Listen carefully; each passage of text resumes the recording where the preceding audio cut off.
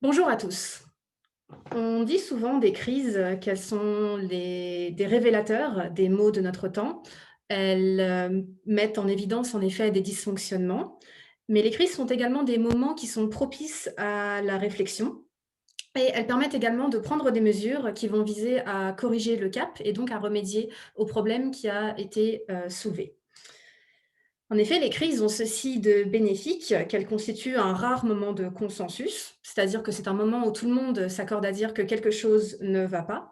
Mais c'est là le premier moment de la crise, mais dans un second temps, heu, il peut être plus difficile pour, tout le monde d'accorder leur violon et d'identifier premièrement quelle est la nature du problème. C'est une chose de sentir qu'il y a un problème, c'en est une autre d'arriver à identifier, où réside le problème. Et deuxièmement, il s'agit ensuite de proposer des solutions qui vont pouvoir fédérer la société autour d'un effort collectif. Et la crise du coronavirus que nous traversons actuellement est très intéressante parce que bien qu'elle soit tout aussi pernicieuse qu'à certains égards la crise du changement climatique, même si on espère que la crise du coronavirus sera réglée avant, avant que nous puissions nous atteler sérieusement à la crise du changement climatique, la crise du coronavirus a des effets tangibles, elle a des effets immédiats qui nous poussent à agir rapidement.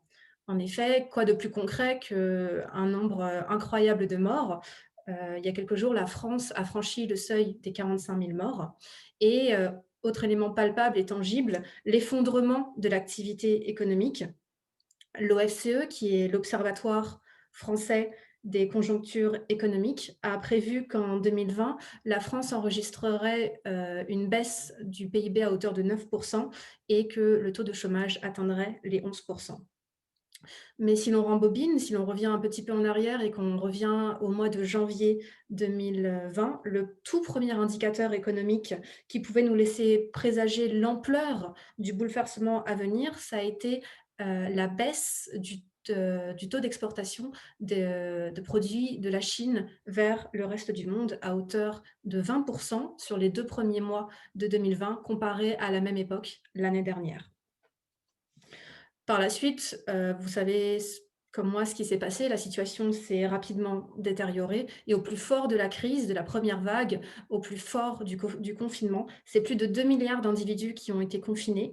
Le secteur des transports s'est retrouvé complètement paralysé et cela a mis en évidence les désavantages qu'il y a à ce que le monde fonctionne sur la base de chaînes d'approvisionnement qui sont complexes, mais qui font également intervenir, différents, pays. Car en cas de perturbation, voire de rupture de ces chaînes d'approvisionnement, c'est le monde entier qui se retrouve en bien mauvaise posture.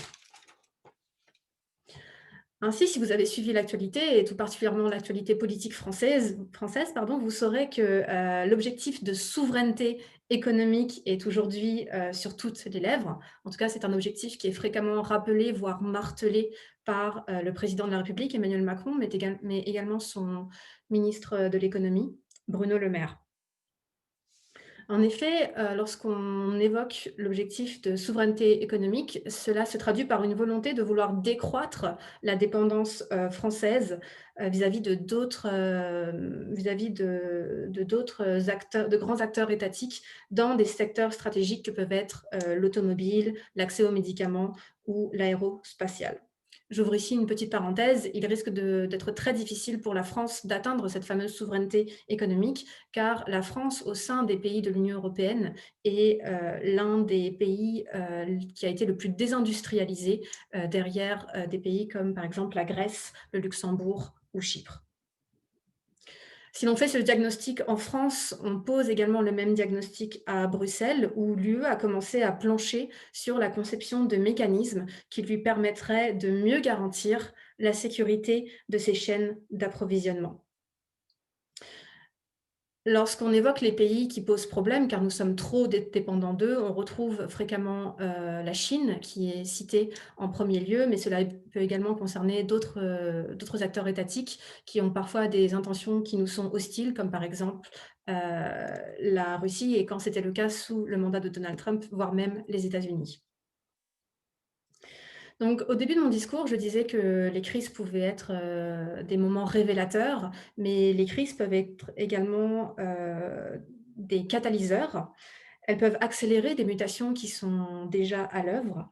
Nous l'avons vu, avec le confinement et avec la crise du coronavirus, nous avons assisté à un grand bond en avant du numérique, mais cette quatrième révolution industrielle, elle était déjà à l'œuvre avant.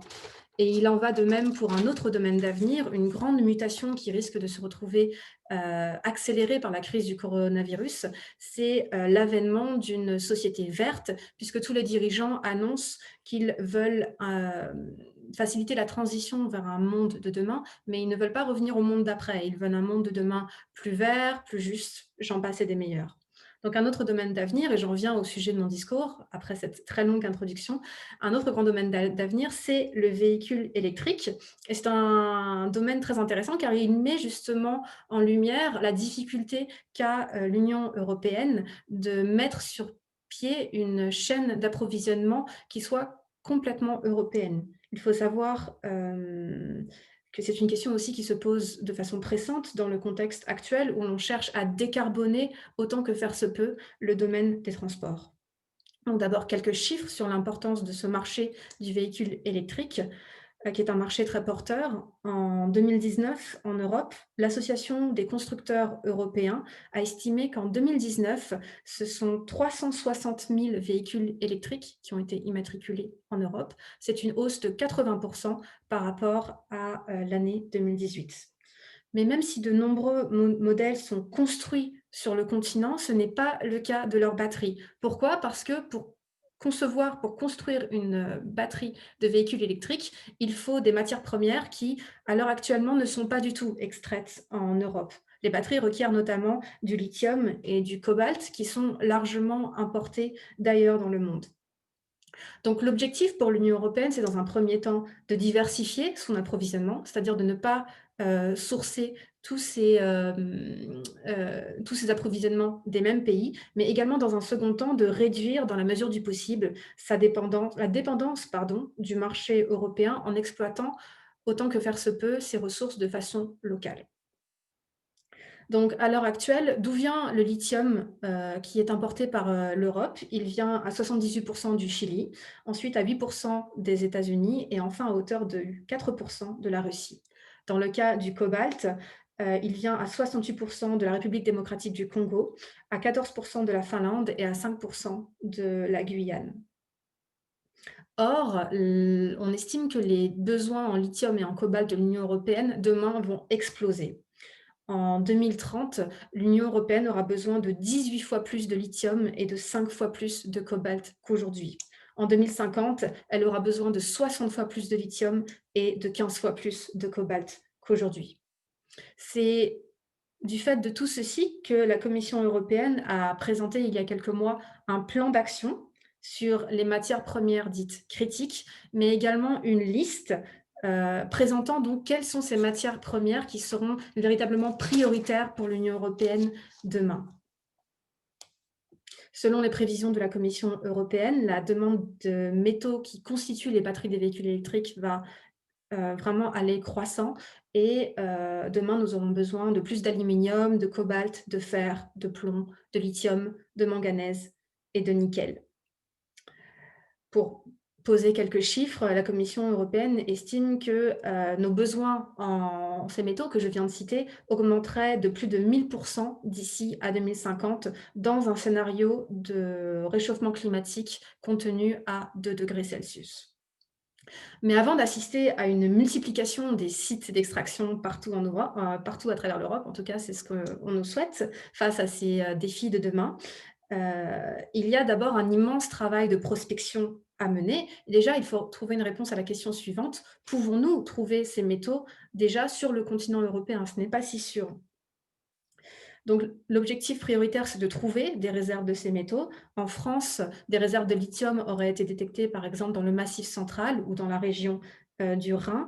Mais différentes études montrent que ce sont peut-être la Suède et la Finlande qui, demain, pourraient se tailler la part du lion de ce marché d'extraction de ces métaux devenus si précieux.